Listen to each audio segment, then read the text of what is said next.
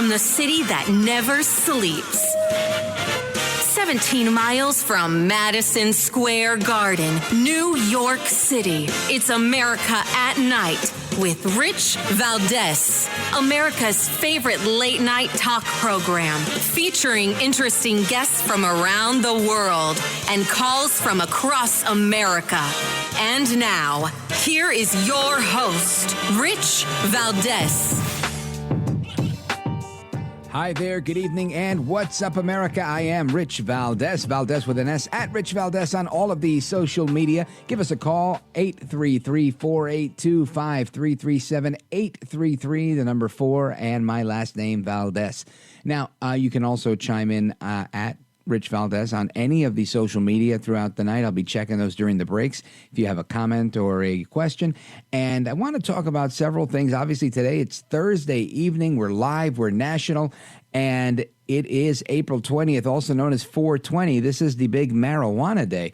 And I remember in high school, this was such a big holiday, and everybody wanted to take off and go to the Washington Square Park in New York City for what they called the Great American Smokeout, where a bunch of people were smoking pot on the grass. And it was, more than anything, it was a great place to meet girls and just hang out with your friends and stuff. And a trip to the village was always really cool back then. But it's evolved since then, right? This isn't about, celebrating weed on one day out of the year. This is about weed being everywhere all the time now, right? And we've got some really interesting headlines here that I think you're going to appreciate. First of all, I want to get to this one. This is an interesting headline here. In the state of Pennsylvania, there's a bill that would allow school nurses to give students medical marijuana. Yep, you heard that right. This is according to ABC News in Harrisburg, Pennsylvania. Pennsylvania State Rep Malcolm Kenyatta says he plans to introduce a bill that would allow the school nurse to administer medical marijuana to a child. According to the Pennsylvania Department of Health, both the Departments of Education and the Department of Health support the administration of medical marijuana under a patient authorization letter to students with serial killer with serious medical conditions and the maintenance of a safe environment for other students while on school property. So here's the recommended guidance. A parent, legal guardian, or caregiver may administer medical marijuana to their child, student, etc. on school premises, provided that the parent, legal guardian, or caregiver, number one, provides the school principal with a copy of the patient authorization letter, and number two, notifies the school principal in advance of each instance in which the parent or caregiver will administer medical marijuana to the student or child. Isn't that funny? So if you're going to, get your kid high 3 times a day to calm their anxiety, to fix this, to fix that, whatever the case is, you've got to let the principal know. Now, what if, this starts with 10 parents, then it grows into, 100 parents. How many parents can notify the principal about all these multiple instances, presuming they're multiple, of medicating their child? Right? Does that happen with any other medication that they have to know? I don't know how that would work, but it sounds interesting. And by interesting, I mean fishy. The school principal shall provide notification to the school nurse. In each instance, a parent or caregiver will be administering medical marijuana to the child or student as well. The parent or caregiver shall follow all school protocols applicable to visitors and the school during that school day. A parent, legal guardian, or caregiver shall bring to the school and administer the medical marijuana to their child or student without creating a distraction, and shall promptly remove any excess medical marijuana and all related materials from the school premises after the administration of medical marijuana is complete.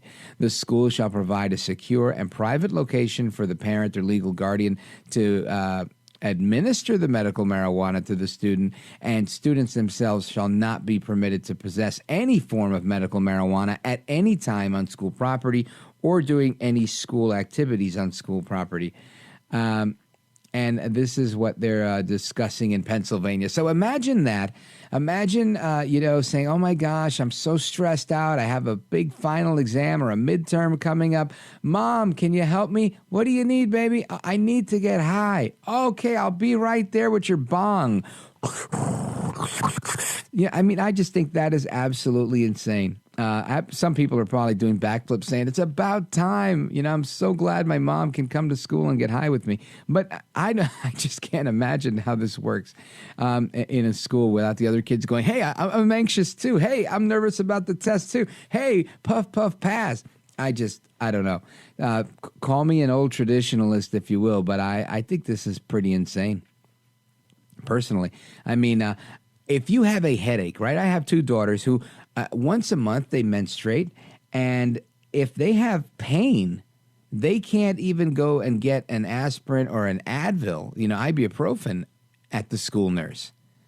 But with this new law, they'll be able to get high.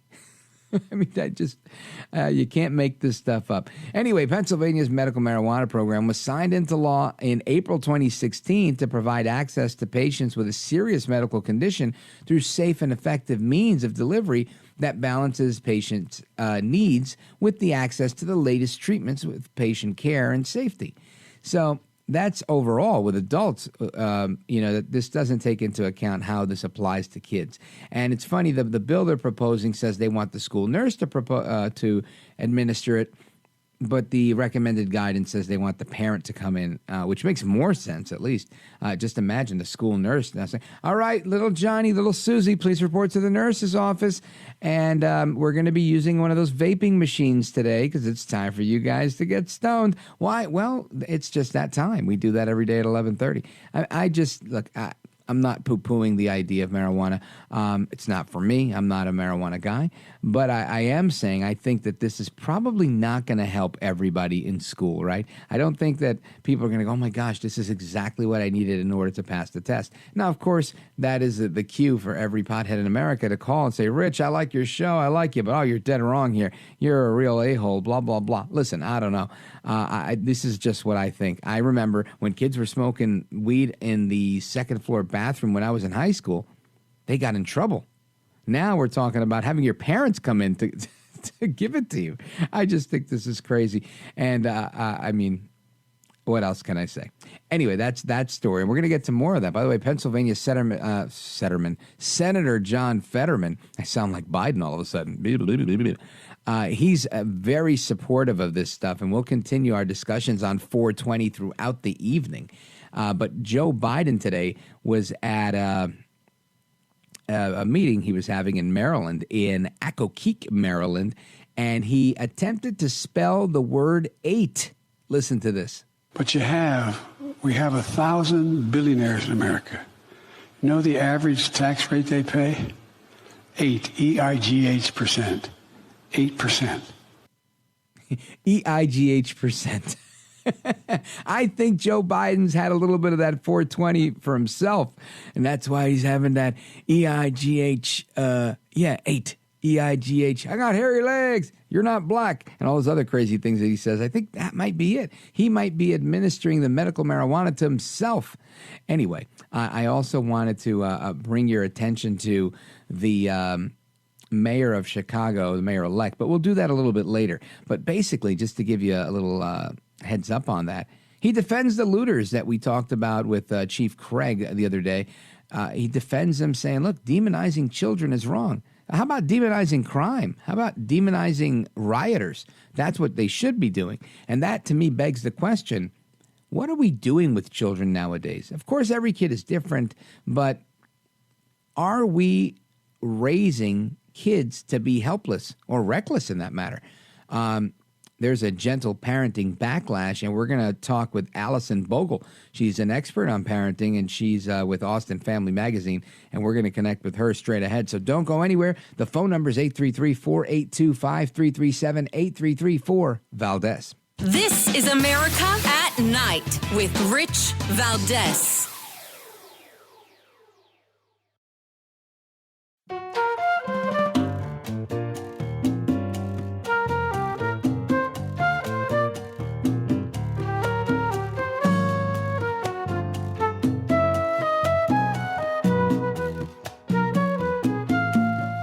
America at Night with Rich Valdez.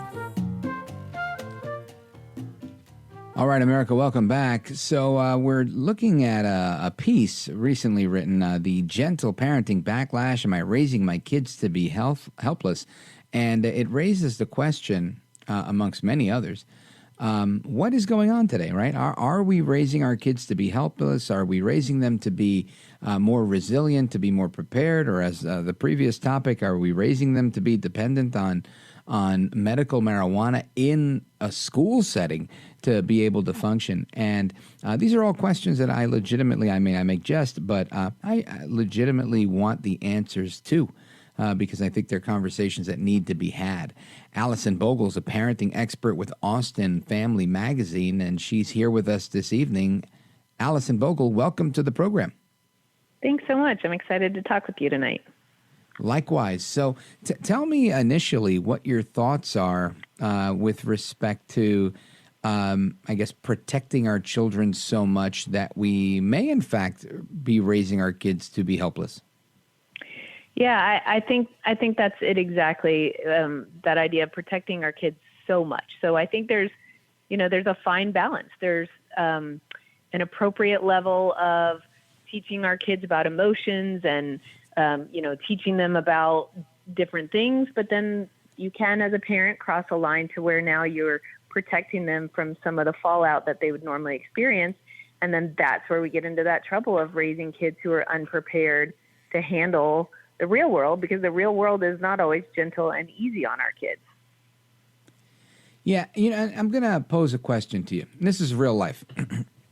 So my initial thoughts in life were, I've got to be tough on my kids because the real world is going to be tough on my kids, and better me be tough on them than the real world.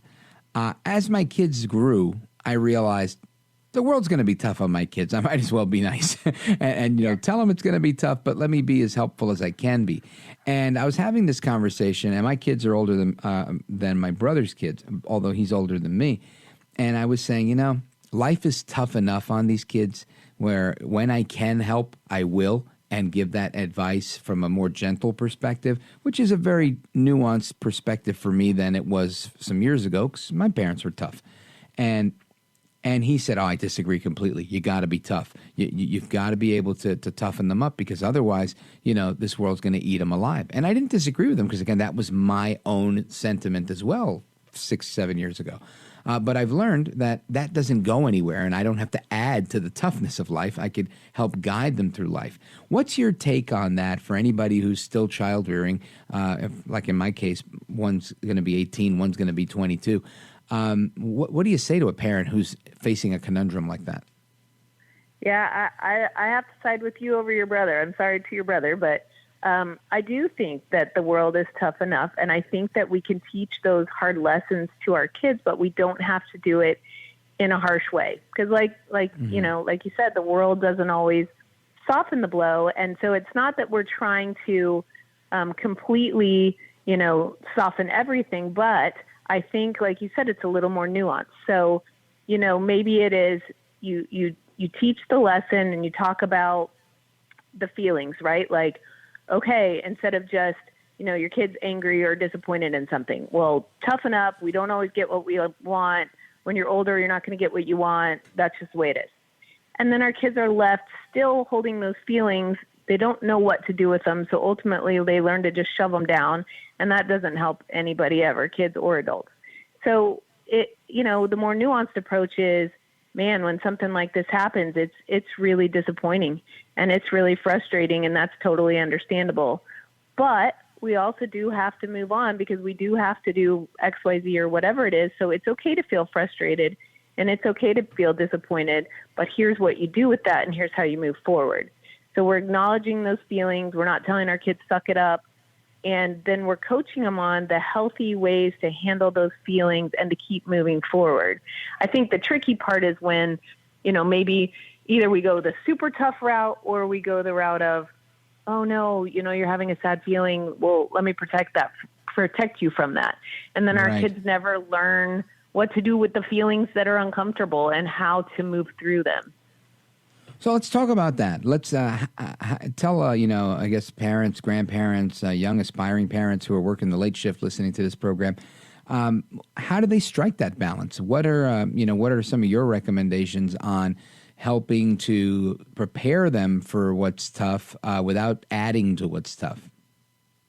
Yeah, so I think, our kids come across these situations all the time naturally, and so it's just capitalizing on those situations when they happen. So, for example, my son plays flag football, and he had a coach one season that was pretty rough compared to all the other seasons. And so I've got a tender-hearted son, and that was really upsetting to him. And he just felt like the coach was barking at everybody, and my son was getting really right. Yeah, well, he was, yeah. Right. But so some of the dads were saying, well, that's it. Some of the dads were saying, well, they have to get used to it because it's, that's just how coaches are going to be, and that's what sports are. But you're also saying this to a young child, right, who's feeling all these feelings and doesn't really know what to do with them. And so just telling them, this is the way it is, you got to get used to it, is not necessarily the most helpful thing. So in that situation, we had a conversation. Yeah, it stinks to be yelled at. Coach isn't doing it to any of you guys because he doesn't care about you. He thinks this is the way to motivate you. Maybe for some kids it is, and for you, maybe it's not. But instead of wanting to quit, because that's where he was at, he just wanted to leave the game and leave the team. Instead of wanting to quit, you don't want to make somebody take something fun away from you that you really love. So take all these feelings that you're feeling right now and turn them into power and strength on the field and think, well, fine, I'm going to show coach. Sure enough, the next thing he gets out there, he grabs the ball and he runs it in for a touchdown. It's not going to happen every time, but it's that idea, right, that nuance. Okay, we don't tell him, oh, yeah, go ahead and quit. If you don't like coach yelling at you, that's okay. You could just quit. That's not really the life lesson we want to give. But we also don't want to say, hey, those feelings you have, shove them down, and this is just how life is. You can say those feelings are uncomfortable. You don't like this. This isn't a way that really works for you, but this is something you want to do, and you don't want to quit it just because somebody's acting that way. So here are some things you could do with those feelings instead. Sure enough, he did, and then that's something he can carry forward because, like you said, I'm sure he's going to be yelled at by many future coaches. Right.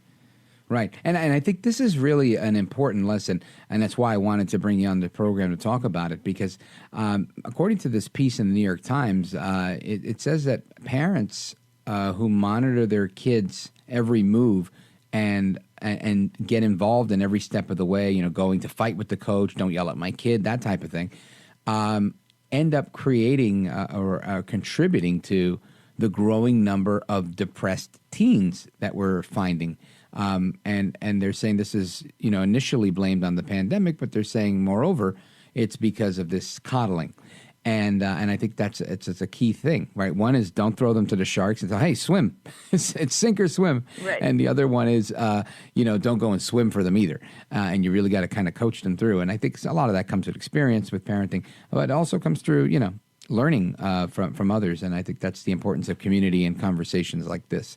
So let me just remind everybody that who we're on with. We're on with Alison Bogle. She is a parenting expert with Austin Family Magazine, and we're talking about the gentle parenting backlash and whether or not we're raising our kids to be helpless. So don't wrap your kids in bubble wrap just yet. We're going to continue this conversation and more, and plus your calls, 833-4-VALDES, 833, the number 4, my last name, VALDES. We're coming right back. Don't go anywhere. It's America at Night with me, Rich Valdez, and our guest, Alison Bogle.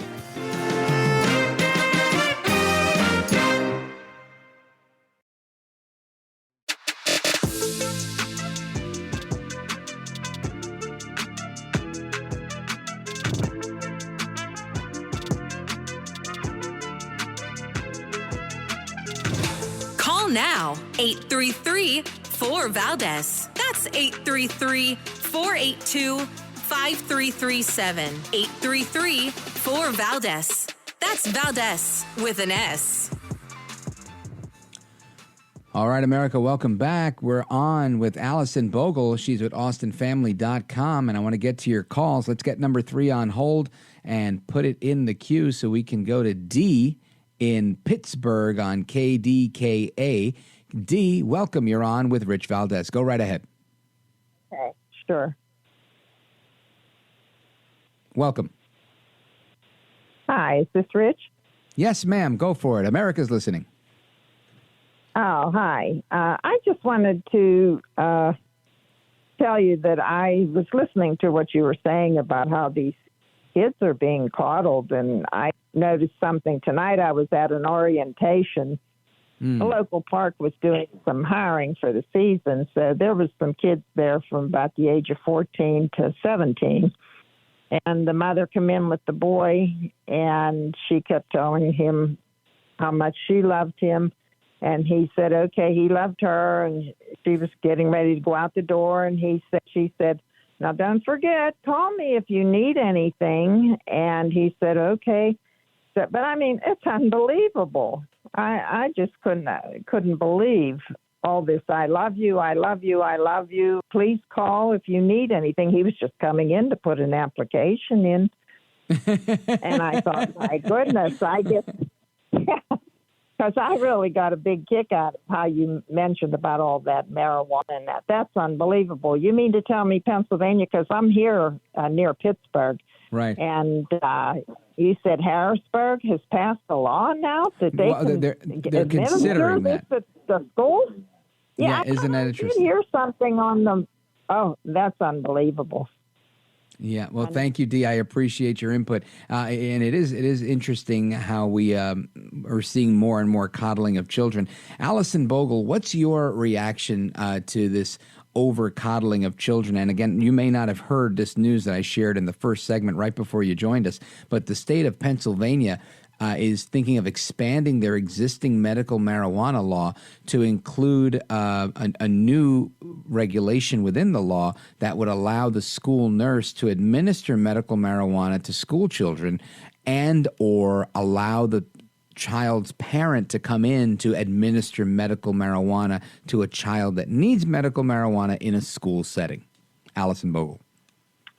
Yeah, I on that one, I feel like I'd have to understand a little bit more to comment, because I do know of a particular family friend whose child has seizures, and they've been able to reduce the number of seizures with medical marijuana. So I can see in that type of a case where that might be reasonable, but you do have to wonder sometimes when things are set into place like that. You know, there tend to be people who don't necessarily use it for the reasons that it's, necessary or good. I'm not sure. I had not heard that before, and that's extremely interesting. And I'm curious to follow it and to see where that goes.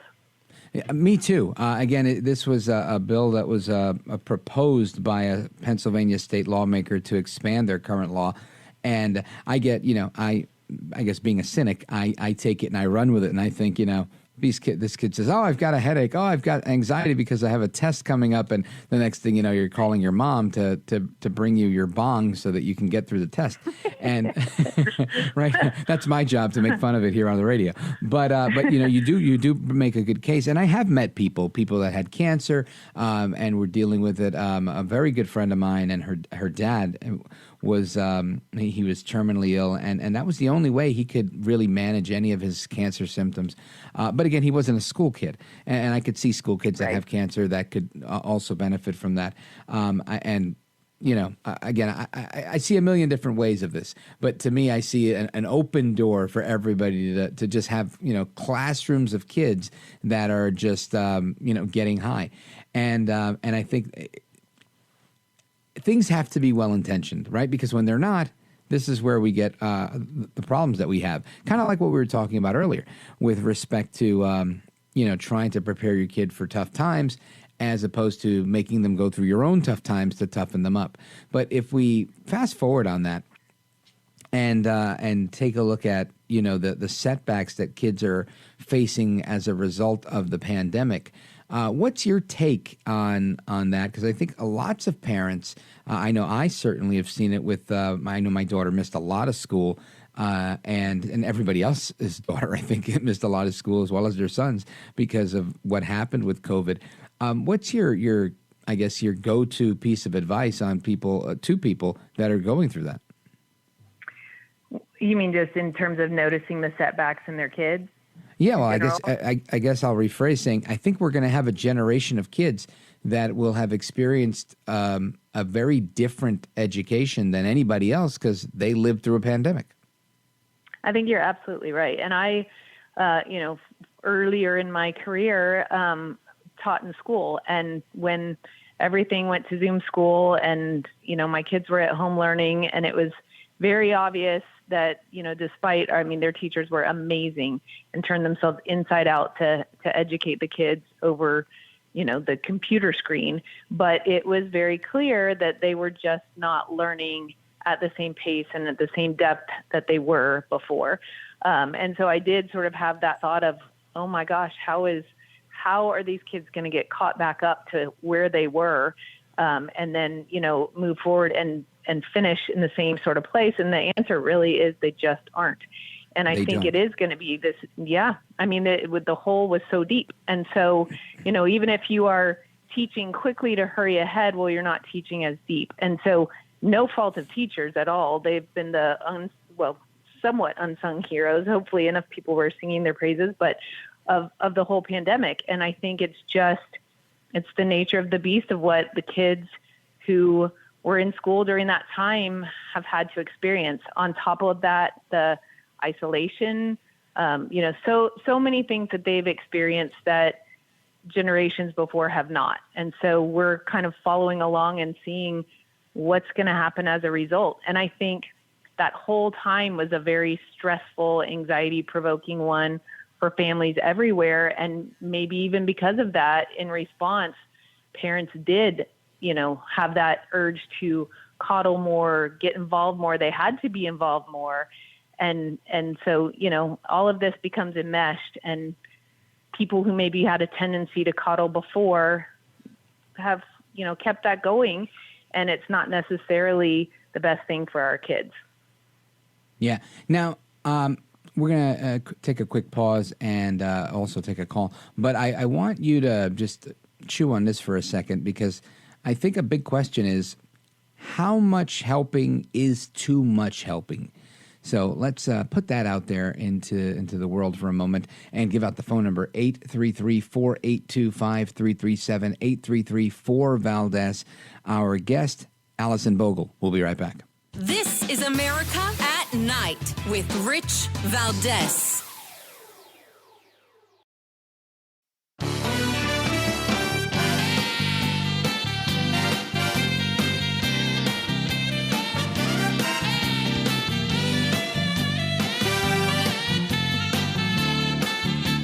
This is America. This is Night. This is Rich Valdez.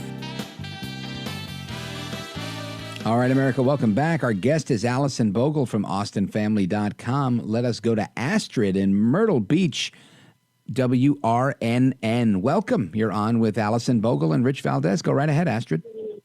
Yes, thank you, Rich. Thank you so much for taking my call. And hi, Alison. I was just wondering, what makes somebody a parenting expert? My grandmother could be called a parenting expert because she gave birth to 12 children and delivered 12 university graduates from, engineers and accountants and architects, and that is who, to me, would be a parenting expert. Well, Astrid, I think you're right. If I could just chime in, I spent a little bit of time working in the government, state government in the state of New Jersey, and I can tell you that part of my job there was operating these neighborhood centers called family success centers, and that was a core part of our philosophy, was that not the government, not a psychologist, not anybody in particular, but those that are in the neighborhood and run the neighborhood are the real experts on their family situation. And it was very much an exercise in creating a leaderless environment so that people could become very self-reliant and do what they had to do for their families. And one of the key components of making these centers function was oftentimes maybe younger moms connecting with more experienced moms or dads on a myriad of topics, so that whether it was like, teaching your kid to ride a bike, or, learning how to breastfeed, or whatever the case was, you weren't going to the system per se, or to some practitioner somewhere unless it was necessary, but you were first utilizing your network in your community to build, a healthy and stronger community. So I think you're 100% right. And when I was raising my kids, those were the two experts we went to, right? My mother-in-law and my mom. And they were the ones that, had the most experience. It would say, oh, don't do this or don't do that, or boil some ginger and put it in some water, and, that'll help with colicky problems or in their belly and whatnot. So I think you're 100%, Astrid, right on that point. Alison, Bogle, what say you? Yeah, for me, that idea of being called a parenting expert, I think, for really anybody, right? Anybody who's in the trenches of parenting, we're experts in our own way. And so I just sort of view that for myself as the expert is in quotes. We're all learning and growing through parenting. I think the title has been, assigned to me just because I have a long history of doing things in the parenting and education area. So whether that was teaching or writing specifically for a parenting magazine covering lots of different topics, going to speaking about that on the news. So I just have some background in studying parenting topics and speaking to them. But I absolutely agree. I think when I join together with my other mom friends and we talk and we share ideas, there's no one expert in the room more than others.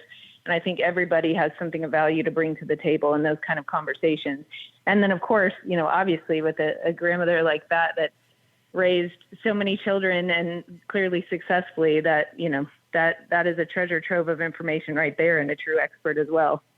I agree with that too. Now, Astrid, I want to ask you, being you have access to all this expertise, and it sounds like you're a mom. What's your take on preparing your kids for the difficult times? Do you create the difficult times for them because life is tough, or do you just try to guide them through the tough times? Because I am from Haiti, because their father is Colombian, I did take my children down to orphanages. I exposed them to different things, and we pray over our meals every night. And the prayer goes as, dear God, bless the food we're about to receive, bless the hands that prepared it, and I hope everybody in the world has something to eat. So we never forget how blessed we are. And that is something I remind my children of every single day. And that's important. Now, what about the adversity? How do you prepare them for difficult times? I showed them, they saw the reality in Haiti. They know they're one step away from that. One step That'll away. do it. I think by that'll the way, do it. right now we're all one step away from that. Yeah, that's so true. In reality, that's how so many of us are, especially in this particular economy that we're in. Different story for a different segment. But thank you, Astrid. I appreciate your call.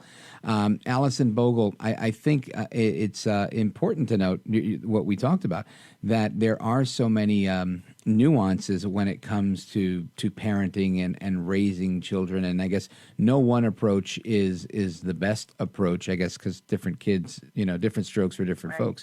But ultimately, I think that's the key, is having that ability to go to that group or to that person or whoever your sounding board is and say, here's what I'm thinking. My kid isn't taking life very seriously, or my kid's not taking their new job as a teenager very seriously, and I'm afraid they're going to lose that job if they don't tighten it up, or I'm afraid that whatever consequence or issue may be happening, and I think that's important that you ask other people, how'd you handle it, and what did you do? For me, I kind of always look back to what I did as a kid, but oftentimes I realize it's a different world, and what I did as a kid isn't the same anymore. There's a lot of things that just aren't like they were. Which does make parenting tricky, because I think it's, it's kind of that way for every generation of parents. Our kids are experiencing the world differently than we did.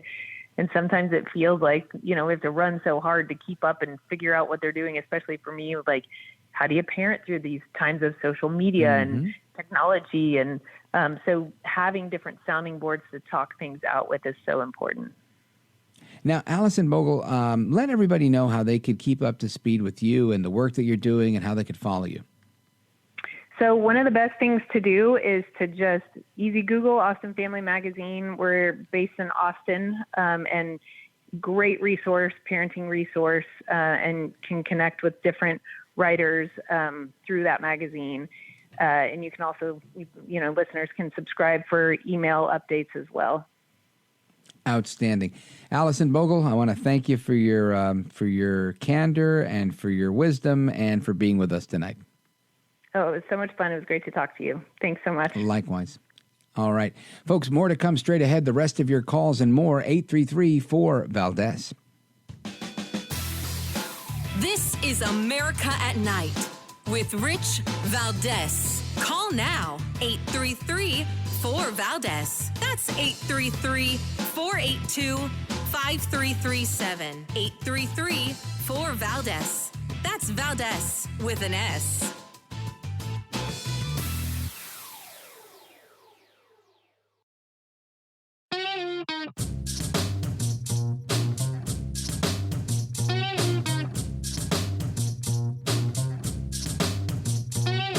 I want to listen to you, Rich, all the time. America at Night with Rich Valdez.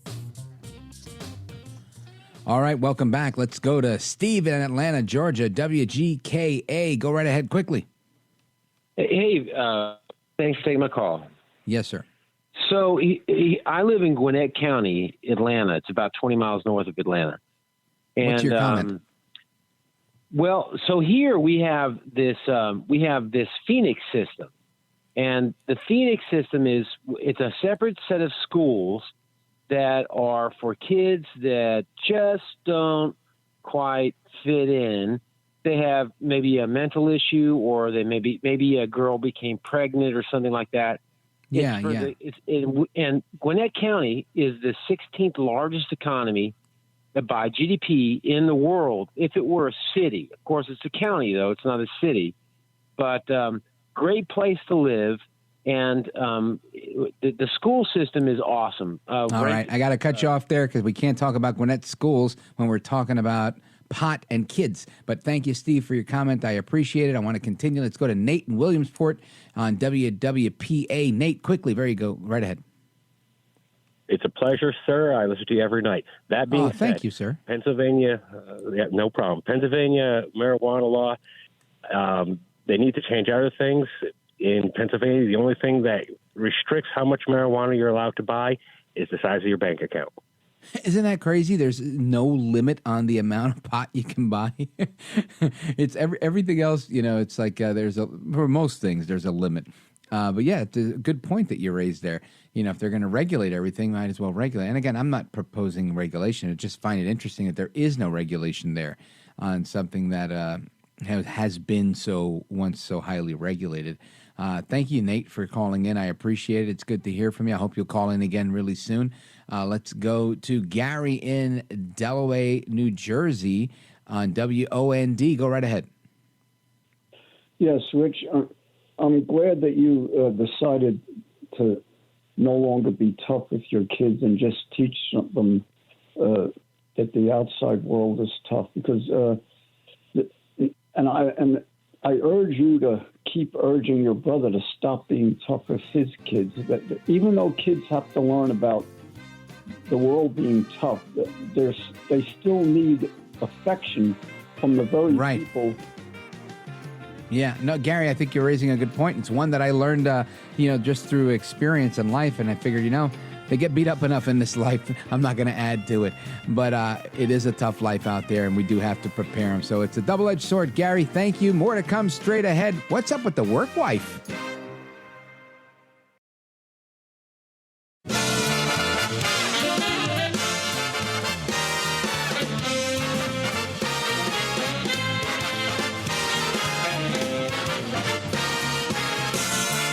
Live from the city that never sleeps. 17 miles from Madison Square Garden, New York City. It's America at Night with Rich Valdez, America's favorite late night talk program, featuring interesting guests from around the world and calls from across America. And now, here is your host, Rich Valdez. Hi there, good evening, and what's up, America? I am Rich Valdez. Our telephone number, if you'd like to join our late night conversation, here it's America's Town Hall Forum, live, national, and late night.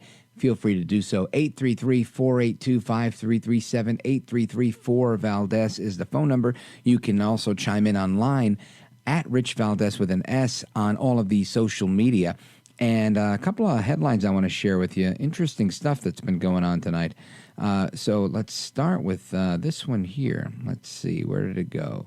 So ex-spy chief Morell, I don't know if you remember him. That's Mike Morell.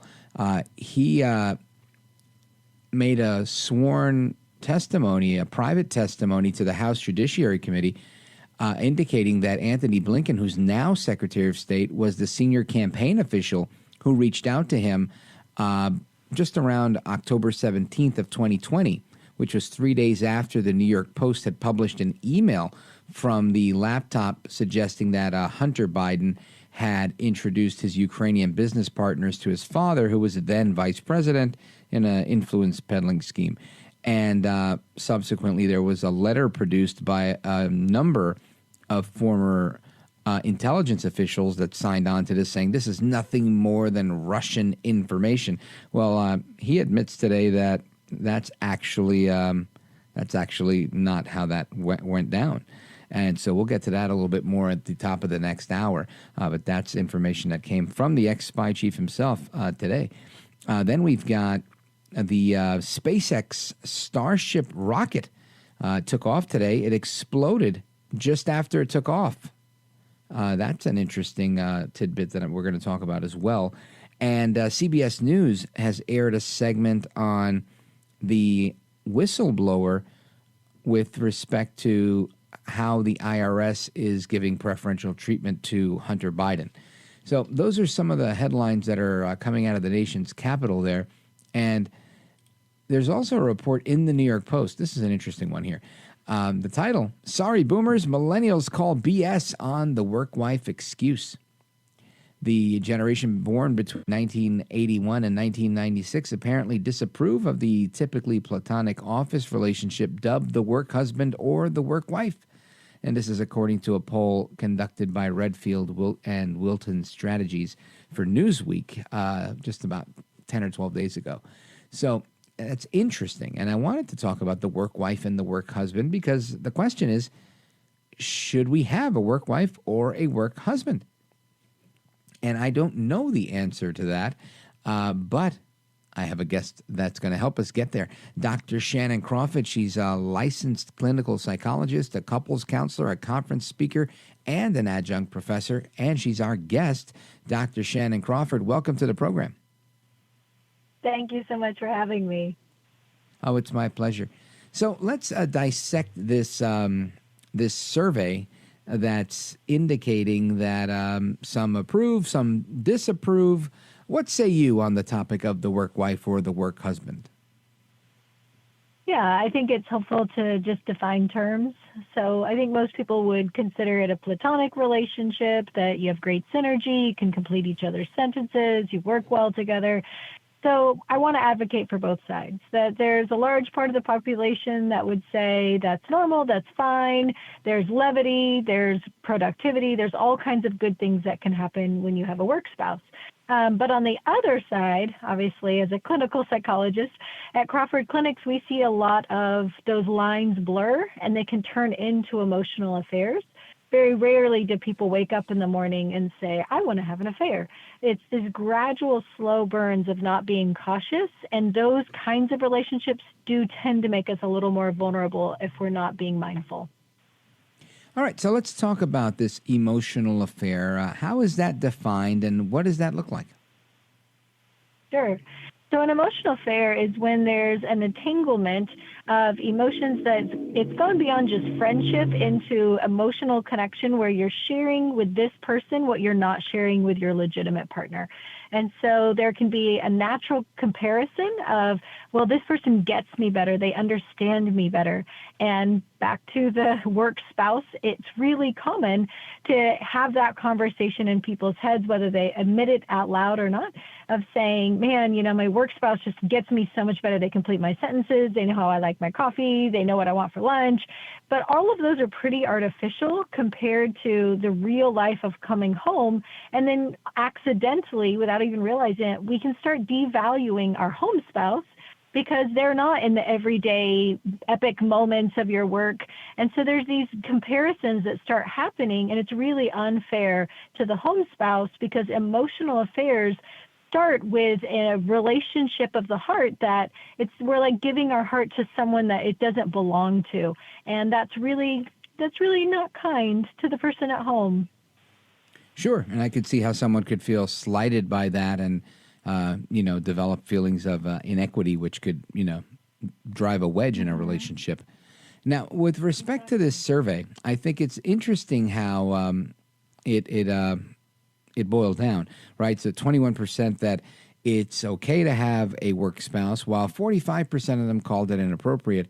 And these seem to be divided on generations, right? So 57% of millennials polled in the survey, they said, well, it's a bad idea, while 18% of them said it was okay. Do you think that is common with many things, or is it just kind of germane to this work spouse topic? I think we're seeing a macro divide between generations where I think the millennials tend to call BS on a lot of things that are social convention. So deconstructing a lot of gender norms and societal convention at work as well as government. And so I think there's a tendency to want authenticity. And if people are saying, oh, it's my work spouse, it's a joke, it's funny, it's easy. But I think a lot of millennials, when I talk to them, their bias is call a spade a spade. You're either in a relationship or you're not. And there's a stronger leaning toward empathy for a lot of millennials.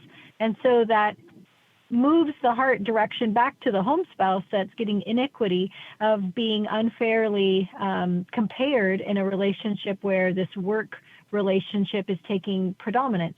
And then we look at a lot of millennials grew up, either themselves or their friends, with divorces, and a lot of divorces have happened through affairs at work. So I think there's a different lens that generation may be looking at.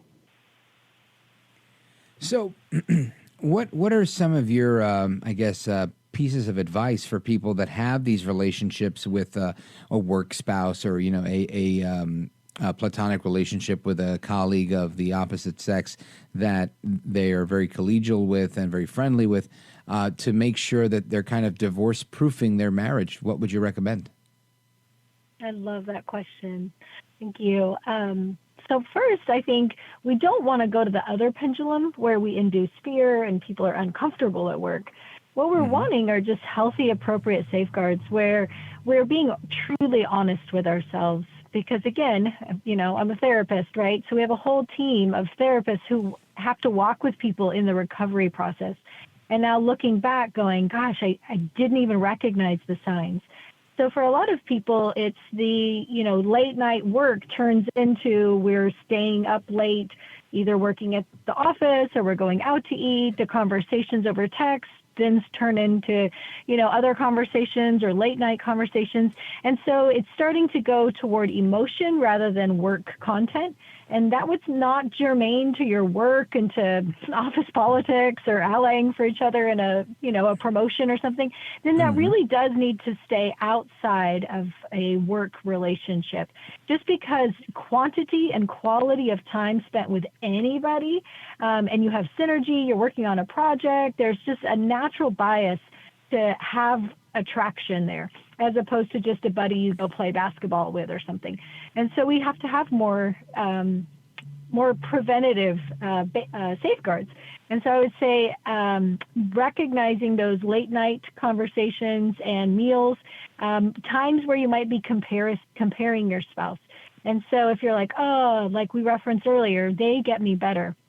Or you go home and you're tired and the person isn't dressed up all cute like that the office the other person is, or handsome in whatever case, and you're being told to take out the trash and it's like the kids are crying, and it's just a different comparison when the other person is fully awake, fully caffeinated in their sweet spot, and you only talk about fun adult things. That's a natural fantasy. And so by recognizing, okay, am I comparing? Am I spending too much time even emotionally wondering what they're doing and how would they respond to that? Then you know you're probably giving more heart space than you realize. And then third, I would say look at your calendar very realistically. How much time and energy are you really giving to your home-spouse relationship versus the amount of time at work? So the average American, it's 40 to 60 hours a week that they're spending at work. How much of my good energy am I truly giving to invest at home? Because anything neglected, even the best of marriages, can go by the wayside just from pure neglect, even if there is no work spouse. But if you add now a work spouse, the comparison, the home life is just really lackluster if we're not really intentionally investing at home. All right, we're on with Dr. Shannan Crawford. She's a licensed clinical psychologist, a couples counselor, a conference speaker, adjunct professor, and she is our guest.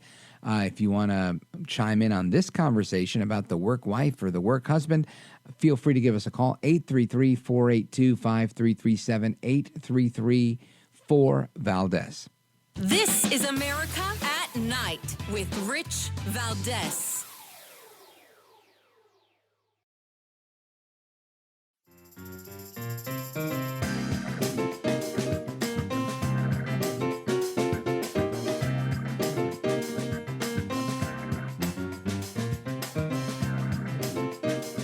America at Night with Rich Valdez. All right, America, welcome back. Rich Valdez, Valdez with an S, by the way. And our guest is Dr. Shannan Crawford. She's a licensed clinical psychologist, a couples counselor, conference speaker, adjunct professor, and she is our guest. Dr. Crawford, tell us a little bit about, with respect to this topic, I know that people that are listening are saying, well, I haven't put much mind into, my husband's work wife or my wife's work husband or whatnot, or we get along really well. They come over to all the family barbecues or whatever and what have you. But for those that don't have that relationship and might be concerned to broach it for thinking that maybe they're overreacting, what are some of your advice, some tips, or what advice could you give for people trying to navigate this tricky territory, right, where people might feel territorial or one way or another?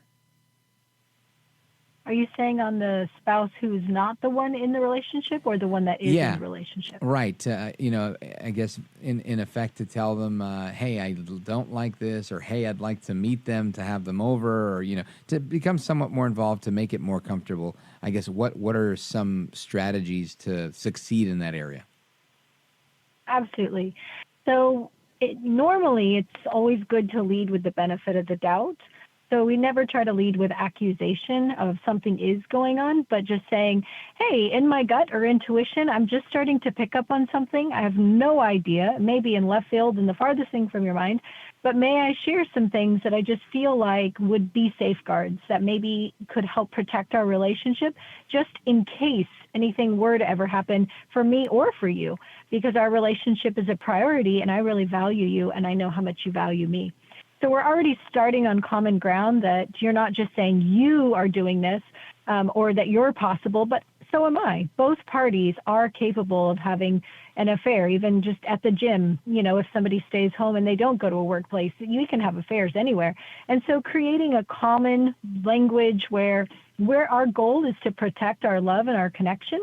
I'm not attacking you. I'm not hostile, but I'm also coming with solutions saying, hey, I think it might be helpful for us to share passwords. I think it may be helpful to share calendar invites so that you and I know where we're at. And there's just a level of accountability and syncing up text messages. There's things that are just common culture that a lot of couples in premarital counseling are starting that, but older couples tend to bristle a little bit more. feeling like it's an invasion of privacy, instead of setting a culture that's so transparent that there is no need for suspicion or accusation. And then if somebody is really defensive about that, then I would ask more questions, because there's an old Shakespeare quote, "He who protesteth too much," right? There's too much denial, too much covering up. Now you are a little bit more curious and suspicious in that area. Fascinating. And I think you really drilled down there, but I want to unpack that just a little bit, because, again, this is, I don't think, I'm not married, I'm divorced, but even if I was, I've always appreciated some degree of autonomy, even when I was married, and didn't have anything to hide. But if somebody were to ask, like if my wife were to say, hey, let's share passwords, while the way you said it was very eloquent and it might have swayed me, I know she wouldn't have positioned it that way. And I probably would have been like, get out of here. Absolutely not. I'm not going to stop being my own person and doing my own thing just because of your insecurities. How do you recommend somebody get over something like that? Sure. So to clarify, are you saying the person feeling the insecurity? Either way. Or the person not wanting to share the passwords? Either way, I guess both. Okay. Yeah. So every person is obviously 1,000% unique, and everyone has their backstory and what's going to trigger each person. So there's a level of emotional intelligence of going into the conversation, knowing who you're talking to and how to talk to them.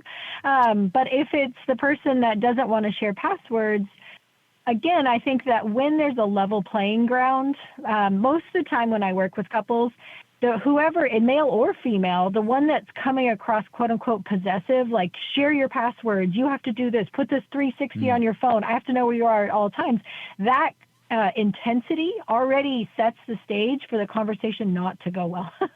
And so the other person is going to naturally hold everything further apart, right? It's a power dynamic where there's a push and a pull. But if the playing field is already level, and we can have a conversation that's really healthy and articulate, saying, hey, what I value are transparency, connection, being able to know that my heart is safe.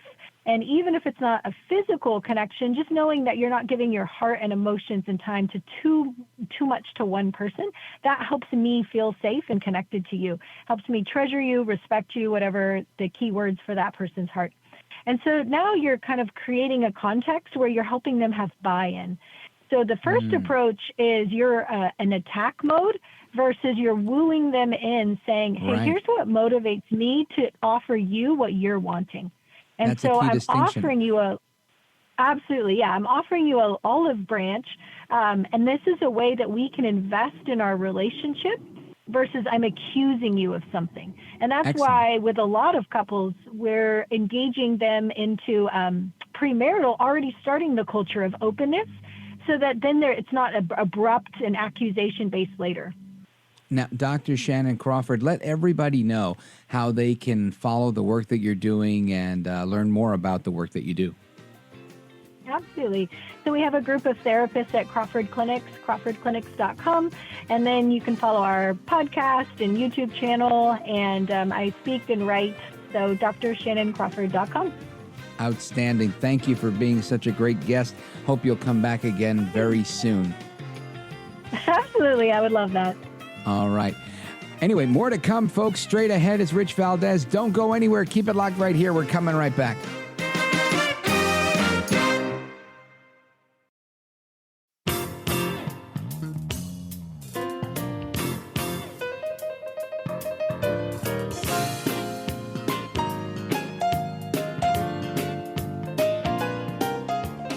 This is America at Night with Rich Valdez.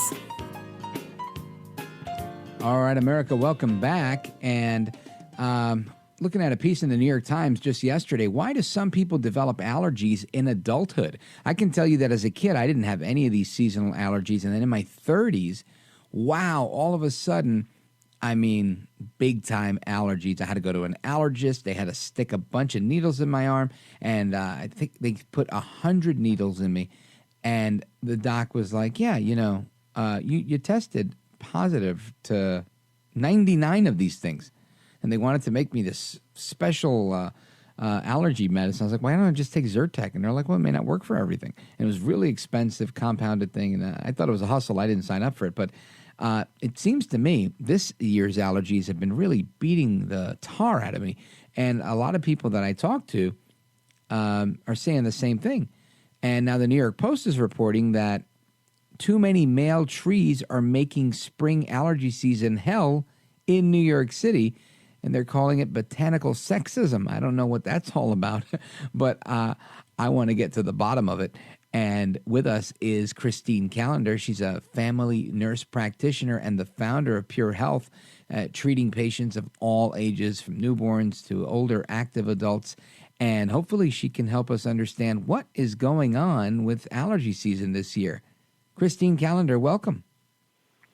Thanks, Rich. I really appreciate you asking me to come on and talk about allergies with you. It's kind of one of those topics that I think we overlook a lot of the times because it's not a super sexy topic, but it's something that affects a lot of us. Just like you, I suffer from seasonal allergies, and this year has definitely been worse than most. I'm all the way down in Texas, kind of like my company's name says, Pure Health Texas.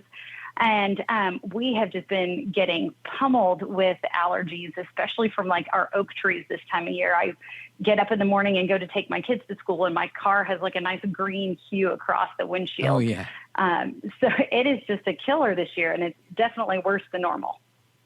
So what's going on with this year's allergy season, you being a provider of healthcare? And, me being just somebody whose nose is incredibly raw from all the sneezing and nose blowing, and I think I'm not alone. What are we to do, and why is it happening? So I'm not a tree expert, so please don't ask me to explain why the pollen counts are worse this year than normal, but I can kind of help explain what's going on with you physiologically when you're having these type of symptoms. So unfortunately, and we don't know all the reasons why, but as we age, and sometimes it can even start in early childhood, our body views different proteins or antigens as an invader or something foreign that it needs to attack. So typically we want our body to do this with viruses and bacteria because that's how it, wards off disease and keeps us healthy. But when it does that to benign substances like pollen or foods, which technically most of those foods that people develop allergies to are actually healthy foods, whole foods that, we want people eating and consuming on a regular basis, and people can develop allergies to those as well. So it's our immune system kind of getting hijacked and going a little haywire and creating antibodies inappropriately to a benign substance. So that's kind of what's happening on the inside of us and kind of what's going on. That sounds like a pain in the nose. It is. And, my nose and your nose alike, and probably 90% of America, we're all feeling the same way this year because for whatever reason, we're going to let the botanist handle that answer. But the pollen counts are just off the charts this year. They're, just absolutely ridiculous. So then a lot of people that might just have mild symptoms because they're not exposed to quite the load before, so their body's only attacking a small amount of this pollen or this antigen, are now attacking a larger amount, so they're having a larger immune response to those pollens. Now, with that being said, are there other environmental triggers or causes like these train derailments that we saw with lots of chemicals that they said this could affect the land and the air?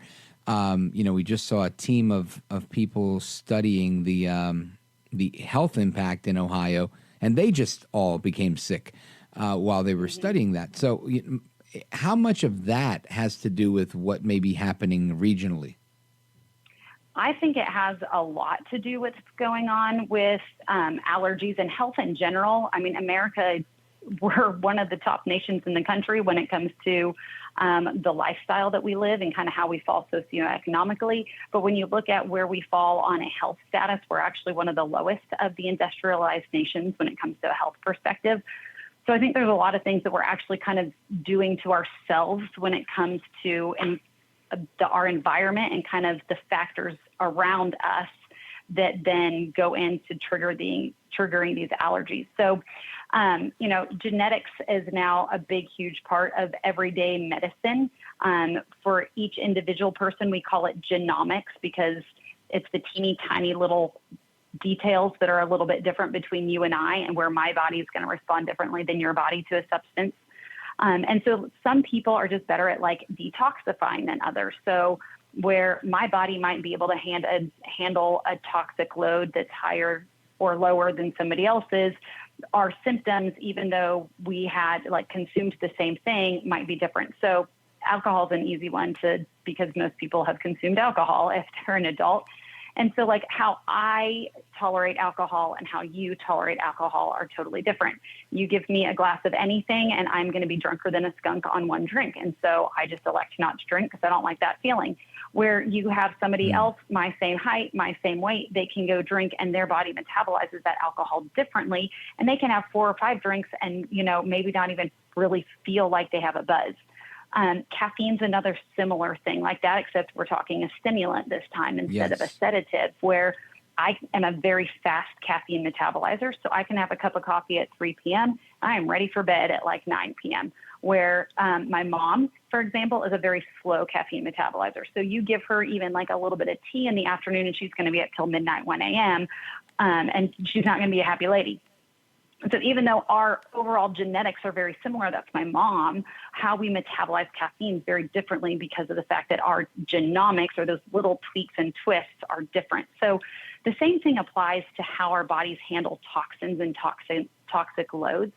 And a lot of times our bodies are being bombarded with more toxins than we give them credit for. Everything from food being contaminated with pesticides to water having impurities in it, and like the fact that most of us aren't necessarily the greatest is disposing with our medications properly.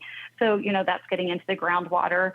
Some people can tolerate chlorine in water. That's one of the main ways that we sanitize local water sources. And other people, they have a hard time processing that chlorine through their body. And so different toxins going into our bodies on a daily basis can definitely affect then how our immune system functions. And sometimes it's not for the better in this case, and it's functioning improperly and creating these allergic type symptoms to something that should be benign. All right. Christine Callander is a family nurse practitioner and the founder of Pure Health Texas. She takes care of all sorts of different patients, and we're discussing allergies. And you said something that was of interest to me. You talked about the food we eat and pesticides and whatnot. And I think this is a bone of contention for a lot of people because they feel like we don't have the most adequate supply of food. And there's been a number of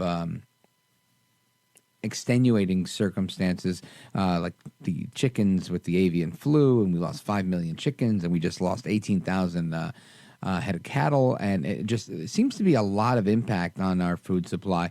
And I'd like your take on how pesticides fit into that and these other toxins. So stick with us. Folks, we're coming right back with Christine Callander. She's a family nurse practitioner, and your calls, 833-4-VALDEZ. This is America at Night with Rich Valdez.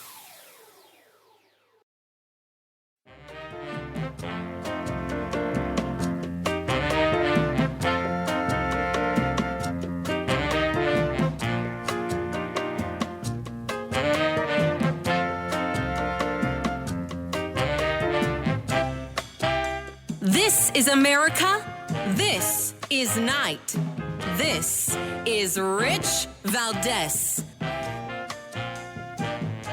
All right, America, welcome back. Rich Valdez. I'm looking at an article here in thehill.com. Says 64 million Americans are facing daily spikes in deadly particle pollution. That's according to a report from the American Lung Association with data from 2019 through 2021 that found 63.7 million Americans lived in 111 countries across 19 states with failing grades for unhealthy spikes in particulate matter air pollution during that period. So, man, that's not good. We've got dirty air and we've got a food supply that's being affected by pesticides. Christine Callender's a family nurse practitioner. She's with us. What's your take on both of these things? The Lung Association saying, "Hey, this is not good. There's a lot of things in the air," and B, the lack of or the scarcity of clean, safe food. So, Rich, it's really sad that we do have such poor air quality. And obviously, there's plenty of people to speak on what we can do to clean up the air. I definitely think that we need to be more active in setting standards for what we're allowing emission-wise into the air. And that's both from, personal emissions from like our vehicles to power plants and other industrial type settings. But what's really sad is seeing the impact it has on kids and even adults. I've seen more asthma and bronchitis this year than I have in ages.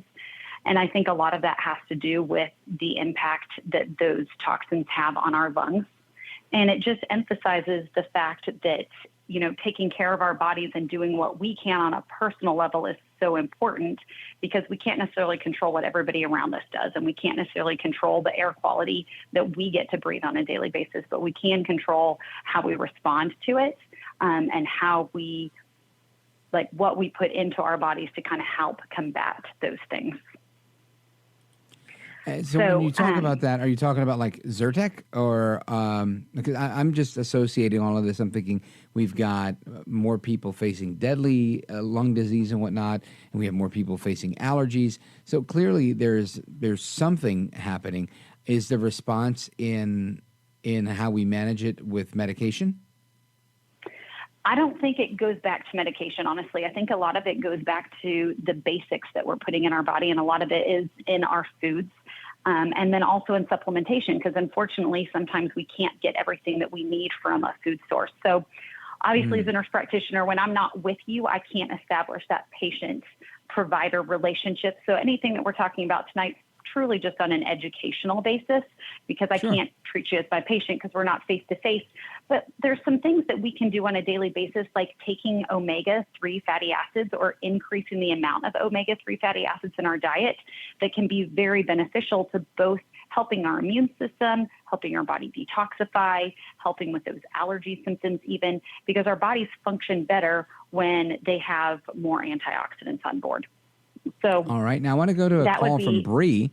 Bree. She's in Kuala Lumpur, and she's listening on WNIR out of Ohio. Bree, welcome. Hello. Hi. Nice to be with you. I recently went on a trip to Manila, and I've been there many times, but this was 2 or 3 weeks ago, and my left hand got super puffy, and my left ring finger it was unusable. And I still can't figure out what caused it. But when I first started having a tingling, I went to the pharmacy and I took an antihistamine, but it still kept going. And so I went to see the doctor. So what I'm trying to ask is, which antihistamine do you know, to use? And how do you trace back what happened? Because I think there were 2 or 3 items that I thought may have caused it. There was a shower head that didn't work, and I was fixing it to try to get it to work. Then that night, the sheets came off the bed. I was pushing the sheets back into between the headboard and the mattress. And I was also using their soaps, which I'm kind of sensitive to different types of soaps. So how do you trace back what you're allergic to? And how do you know which antihistamine to take? Thank you, Bree. Christine Callander, go right ahead. So great question there. The first thing I would say is when it's a localized reaction, we're going to look for a local source versus it being a broad source. So changing soaps is typically something that's going to cause a broad reaction. A lot of people that are sensitive to soaps or fragrances will have dry skin, itchy skin, sometimes even get kind of rough and get a rash. So I think you can kind of eliminate the soap from being the issue if it was just one finger being affected versus, when you're messing with a shower head, did you get a small cut on your finger that actually kind of got slightly infected while you were there? And that was really the source of what was going on and it not be technically an allergy at all. So without being able to, see you and see the finger at the time, it's going to be hard to narrow down what it was. But that's like, as a medical provider or healthcare provider, that's, one of the first steps that we do is we kind of start narrowing down things based on the story. And so in your situation, I would say if it is an allergy, it was something that you came in contact with on that area of your body versus it being a more widespread exposure, because typically widespread exposures, you're going to have a larger area of reaction. So for example, a finger might swell, like I said, with a small cut that gets slightly infected, or with like a bee sting or an insect bite, kind of like a mosquito bite on the hand or a bee sting on the hand, that's going to have a really localized reaction where you have the swelling and itching and discomfort that's in a local region right where that invasion or insult happened. So with your story, I think it was probably more of a localized issue versus being something that's widespread. As far as what antihistamine to choose, honestly, it's really complicated if you're not in the United States and you're traveling, because a lot of the medications are different in different countries or even have different names. For example, acetaminophen in the United States is what is the generic for Tylenol, where overseas a similar product is called paracetamol. So paracetamol isn't something we have in the United States, but most overseas countries don't have acetaminophen. So when you're traveling, especially, it's one of those things I'd probably take a handful of U.S. medications with you so you know what you're getting and what you're taking versus, trying to get something from a pharmacy in a foreign country where you might not know exactly what you're getting your hands on, unless obviously you're native to that country and you're probably pretty familiar with those medications. All right. Thank you, Bree. And Christine Callander, before we run out of time on our clock, I want you to let everybody know how they could keep in touch with you and follow the work that you're doing. Well, I do have Facebook and Instagram, Pure Health Texas, and Texas is spelled out TEXAS. That's also my website, purehealthtexas.com.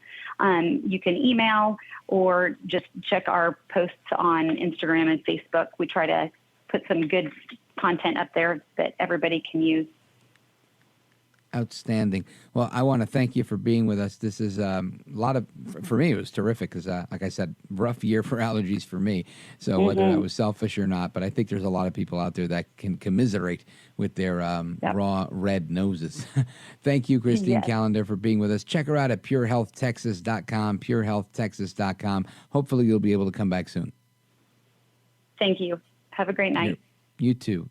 All right, folks, more to come straight ahead, plus your calls and more. 833-482-5337. This is America at Night with Rich Valdez.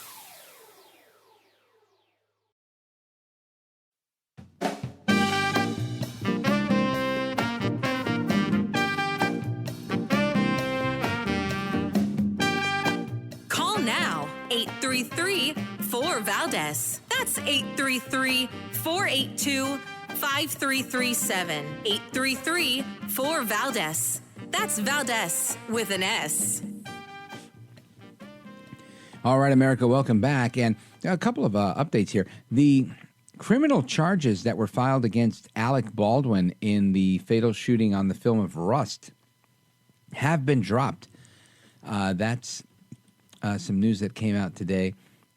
And let's see if it'll give me the rest of the story here. Alec Baldwin and his legal team, Luke Nikas and Alex Spiro, pleased with the decision and are encouraging a proper investigation into the circumstances of the tragic accident. The Santa Fe's district attorney declined to comment on the situation. So that's that. And with respect to that, now listen, I want to get into a few things. There's a lot of news going on, and I know we've been talking about parenting and about allergies and about work wives and work husbands, but you got to take a break from all of that crazy for a while and talk about things that matter, right? Like the debt ceiling and all that. And not that those things don't matter. All of this stuff matters.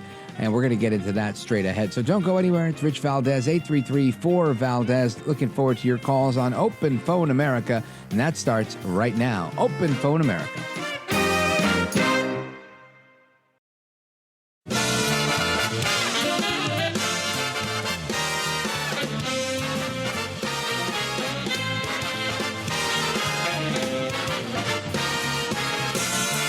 Live from the city that never sleeps. 17 miles from Madison Square Garden, New York City. It's America at Night with Rich Valdez, America's favorite late-night talk program, featuring interesting guests from around the world and calls from across America. And now, here is your host, Rich Valdez. Hi there, good evening, and what's up, America? I am Rich Valdez, Valdez with an S at the end. You can check me out on social media at Rich Valdez or give us a call. 833-482-5337, 833-4-VALDEZ is the phone number if you want to join this late-night national town hall forum. Let your voice be heard, chime in on the national conversation, and do your part to add to it. Now, there's several things I want to talk about tonight. Of course, it's Open Phone America. We're going to take your calls on just about everything, so you can do what you got to do with respect to doing that. But I have a few things that I've got to talk about, and not the least of which is Attorney General Merrick Garland is the senior Biden official in the Hunter Biden IRS whistleblower claim. And he's the unnamed official whose sworn testimony before Congress is being challenged in a bombshell letter from an IRS whistleblower's attorney that also alleges a cover-up in the Hunter Biden criminal investigation. This is something that the New York Post has learned. Attorney Mark Lytle wrote on Wednesday that the longtime IRS employee wants to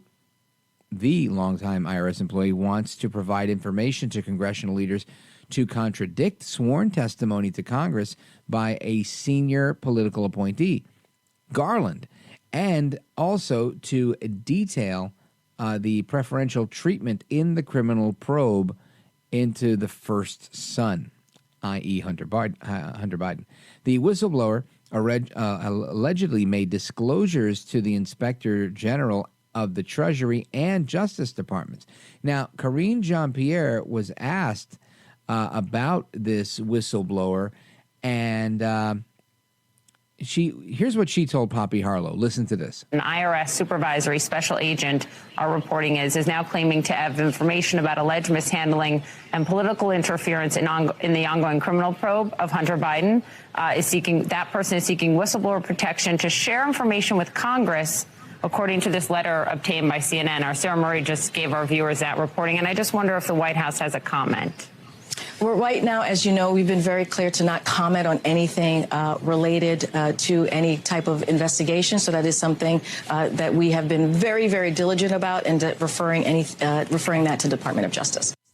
So let me just get this straight. Is Karine Jean-Pierre, KJP, is she actually acting like somebody that's been read their rights, right? It almost sounds like, she's saying, well, I have the right to remain silent. To me, that's what I'm hearing. Again, I'm not a huge fan, but this is pretty interesting where CNN is now getting comment from the White House. In most situations, usually CNN just goes, oh, there's nothing happening there. Let's talk about Trump. But in this case, they're actually asking the tough questions because I think they're realizing it's too difficult to cover for this guy, right? Joel Baboso Biden.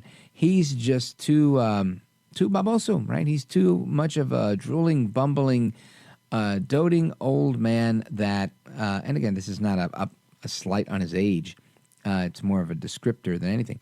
But he's just too much of a weakling, and it's not necessarily because of his age. It's necessarily because of his decisions.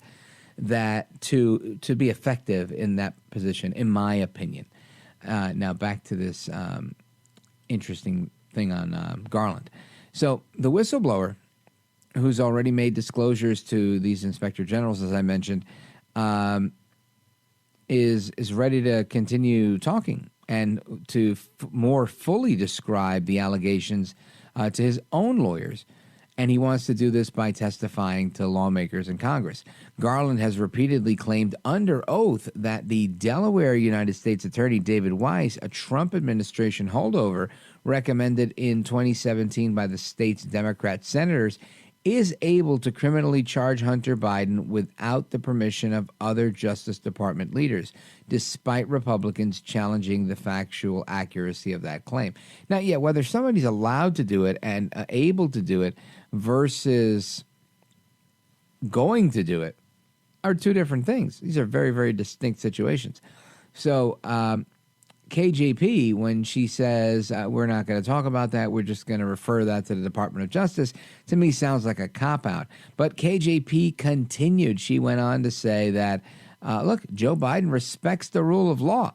Now, this is the same guy who respected the rule of law so much he went to Ukraine and said, if you don't fire that prosecutor, then guess what? You're not getting the money. Well, son of a... Yeah, remember that, right? There you go. Anyway, that's Joe El Baoso Biden. Listen to Karine Jean-Pierre again at the White House press briefing today, talking about how much Joe Biden respects the rule of law. As an IRS special agent wants whistleblower protection, talk about an investigation of Hunter Biden's taxes. What is the White House's message to employees who wonder if there should be political considerations when things affect the president's family? So look, I want to be very clear here. As you know, the president respects the rule of law and the independence of the Department of Justice. He believes that's what they should be. In this administration, we believe that it should be independent. So I'm not going to go beyond that. The Department of Justice will certainly deal with this issue. Again, he believes in the rule of law. He believes in the independence of the Justice Department. So there you have it. Karine Jean-Pierre running as much interference as humanly possible to get away from this huge story. In my opinion, this is a huge story that you've got Merrick Garland being the senior administration official, political appointee, who's actually helping to run this interference, again, as part of a whistleblower allegation. And I think that's a critically important part of this. This is not some bomb throwing from a liberal or conservative member of the United States House of Representatives. This is actually a whistleblower from within the IRS making these claims. And this sounds not good. Very bad, in my opinion. Muy malo. No bueno, right? Very, very bad. So we're going to see how this continues to unfold. But it doesn't seem to me that this is going to go well for Garland. Again, that doesn't mean he's going to go to jail. I don't want to cast any aspersions here that I believe that the justice system is effective in that way. I don't believe that to be the case when it comes to these politicians doing whatever they feel like doing. But we shall see. Anyway, your calls and more straight ahead. 833-4-VALDEZ, 833-482-5337. This is America at Night with Rich Valdez. Call now, 833-4-VALDEZ. That's 833-482-5337. 833-4-VALDEZ. That's Valdez with an S.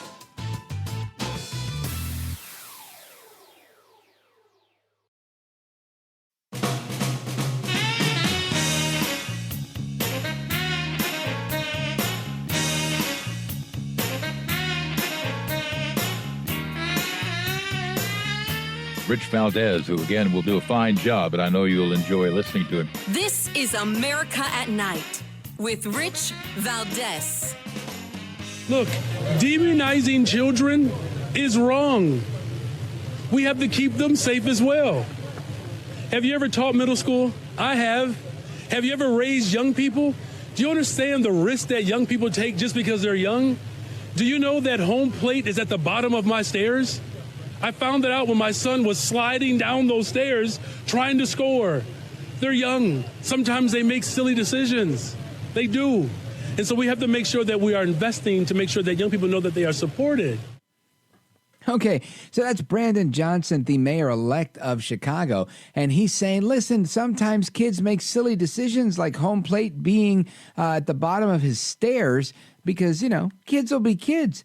But, sir, we're talking about teenagers that are ransacking a 7-Eleven, lighting cars on fire and beating people up, ending with a shootout. This is called rioting. This is called thuggery. This is not called silly decisions and a home plate at the bottom of the stairs, sir. And for you to suggest anything other than what it actually is in my opinion, is an insult to one's intelligence And it's just so incredibly disingenuous to try to pretend that it's something that it's not, right? I mean, that's just my opinion here. We can't. I wouldn't send my kids. I would send my kids into a silly situation where people are, being silly. I wouldn't send my kids into a war zone where there's a riot going on. So shame on Brandon Johnson for even suggesting such a thing. I think they're out of their mind, but what are you going to do? Anyway, let's hit the phones real quick. Check in with our buddy Frank in Evergreen, Montana. KOFI. Frank, welcome. You're on with Rich Valdez. Hi, Rich. I was looking into doing a little research in medical journals about the ingredients of beers in the United States, and some of the cheaper brands such as Miller Lite, Coors Light, Bud Light, they all have hops. And hops increases the estrogen level in males, gives them man boobs, and actually makes them weaker as a sex. And there's a stouter beer that is better for you. I just don't know why we are kind of morphing into a different type of human being with this crap beer. Not only does hops do that, I don't know much about hops and its effect on estrogen, but I know that soy is unique in that it contains a high concentration of something that causes your estrogen in your body to function in a very different way, kind of like what you're talking about, which would give you a weaker effect. And this is why I don't mess around with soy, because I don't need any man boobs and or a beer belly, right? So I mean, it makes sense to me that these things would happen, and this is according to a study from Harvard University called "The Straight Talk About Soy." But I could see the similarities between soy and hops, and it's important, I think, to note these things. That I agree with you. We're creating a generation of people that, and not because of soy or hops per se, but in general, I think in every way possible, in every way that we could figure that out, we're creating this generation that is just not like generations prior, right? Where, it's okay that we used to be called fat and sloppy, right? Like my body style, that'd be called fat and sloppy. You got a little bit of a gut, a little bit of a chubby guy. That was always called fat and sloppy, out of shape. Then they started cleaning it up. They call it husky. Now they call it dad bod, and it's almost celebrated. They're like, yeah, I've got a dad bod. Get out of here, bro. This is called I don't go to the gym bod, and I eat things I probably shouldn't eat bod. And I agree with you, Frank. I look at my dad. My dad, God rest his soul, 66 years old, still had 4 out of his 6-pack in his abdomen. Just from doing what he did, just from, the hard work he'd gone through in his life. Different generation, tougher kind of guy. And, in life, I aspire to be that way in many ways. I haven't reached that goal, but I think you're right. We've lost the greatest generation, and we seem to be coddling a nation of pansies in more way than one. Thank you. Yeah, you're welcome, Frank. You too. You have a good night as well. Thank you for that. Let us continue with the calls. Let's go to Brody in Pittsburgh, listening on KDKA. What's up, Brody? You're on with Rich Valdez. How you been doing lately? I had a call on the Jim Bohannon line. Rest in peace, Jim. You're doing a great job. And Jim is listening to us right now. Everybody Amen is. to that. And Amen to that. And I just want to say a few things real quick, and I'll get into my question. My dad served in the military. He's still alive. His brother, Lieutenant Colonel. And I, as a civilian now, I work for the Air Force. So anybody out there across the country, we support the troops. God bless you guys. God bless America. And thank you, Brody, for your service and that of your father. No problem. Thank you for your service every night, because your show is like awesome. It's like amazing. You're very kind. I really enjoy it. I just wanted to ask, I really called to ask 2 questions, but I'm just going to get one, whittle it down to one, because I really want to converse with you on this. What's the deal with, how do you think this whole thing, I'm always asking you about Donald Trump's a big fan of yours too. Is it kind of like we're going to wait and see whether this is, because Alec Baldwin was, they dropped charges.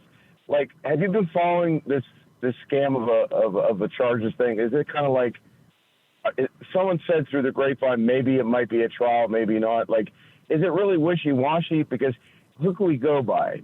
Like, what sources do you get for what's going on? Yeah, well, I've talked to a bunch of lawyers, and I've yet to find anybody except Alvin Bragg and the people on his team and maybe a few people in the media that are supporting that cause probably because of their hatred for Trump, that feel that this is a legitimate case. And I mean, I'm talking about people that don't like Trump, right? Like William Barr, former AG, him and Trump don't get along, and he said the New York prosecution it's a witch hunt in many ways. He didn't say witch hunt, but he said it was a political prosecution that was totally inappropriate or something like that.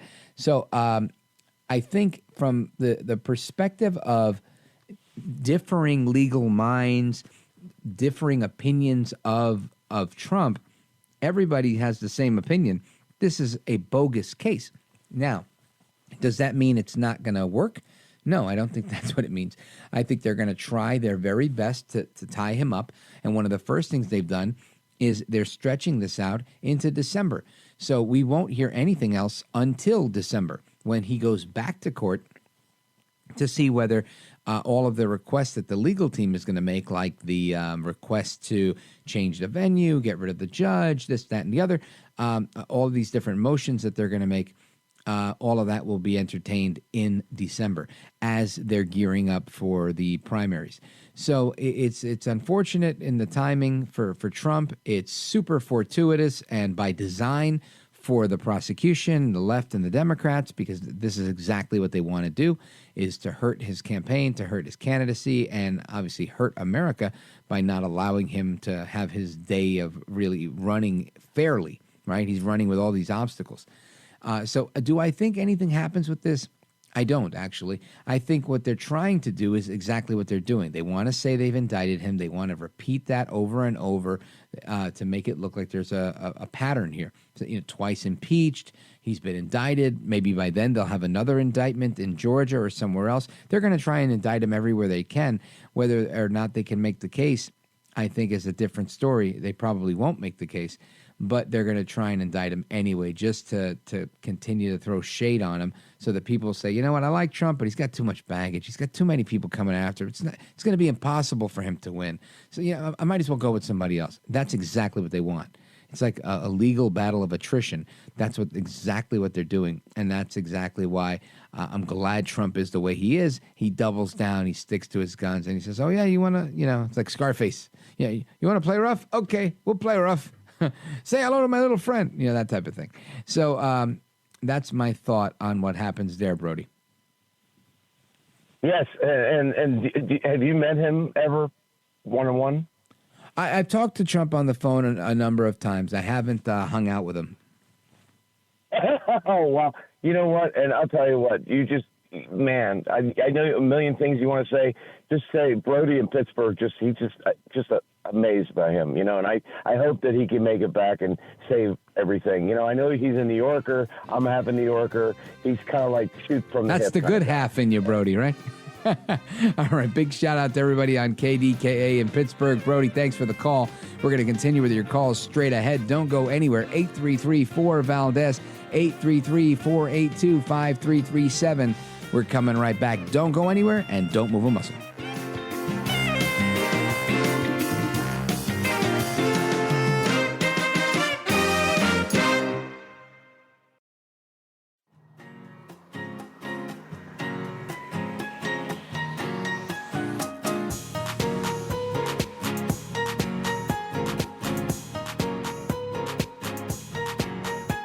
Call now, 833-4-VALDEZ. That's 833-482-5337. 833-4-VALDEZ.